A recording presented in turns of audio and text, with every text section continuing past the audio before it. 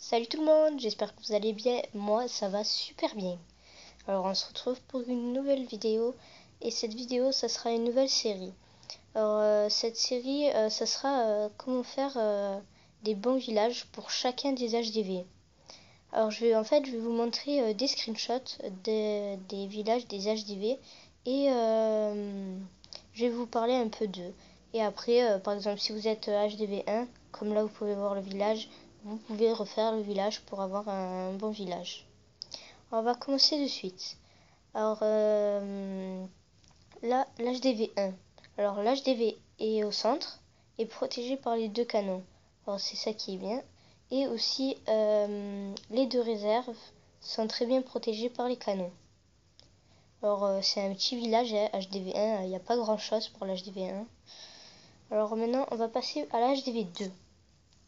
Alors, HDV 2, on débloque une tour d'archer et quelques murs.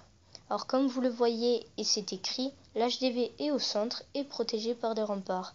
Alors, c'est très bien qu'il soit protégé par des remparts, car si on vous attaque avec les barbares vont devoir casser tout, déjà détruire tous les bâtiments qui sont autour, et après les murs, puis ils vont s'attaquer à l'HDV. Alors, l'HDV est bien protégé par les défenses, la tour d'archer et les deux canons. Et les réserves sont aussi protégées par deux canons, un canon et une tour d'archer chacun.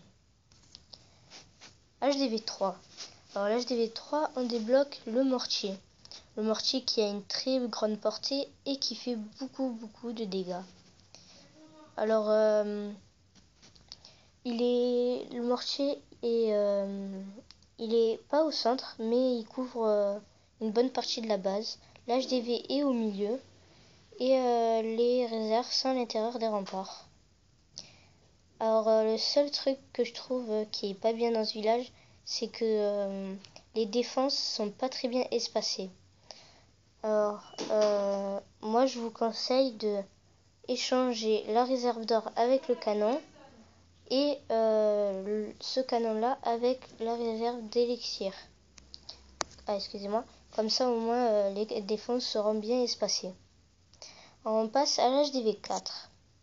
L'HDV 4, alors on débloque l'anti-aérien. Alors qui sert à attaquer les unités volantes aériennes. Alors l'HDV là est pas très au milieu mais bien protégé par deux tours d'archer et les remparts. Le mortier est au centre, il protège toute la base. Les deux canons protègent les réserves d'élixir et les deux tours d'archer protègent les réserves d'or. Alors l'anti-aérienne n'est pas dans les protégée par des remparts et ni par des défenses, enfin un peu par la tour d'archer. C'est pas très grave parce que HDV 4, alors on débloque pas on vous attaque pas avec des unités volantes, enfin pas trop.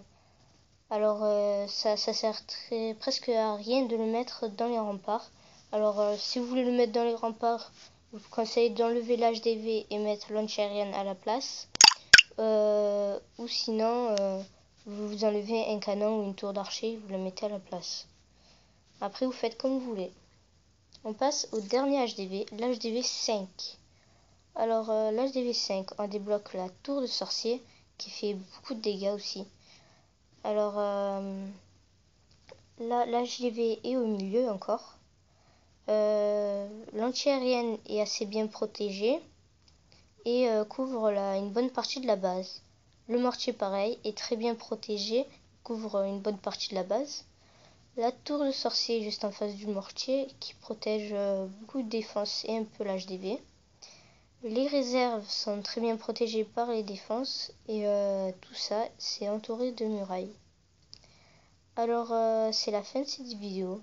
Je vous dis juste que je vais faire la vidéo pour une autre vidéo pour le reste des HDV 6, 7, etc.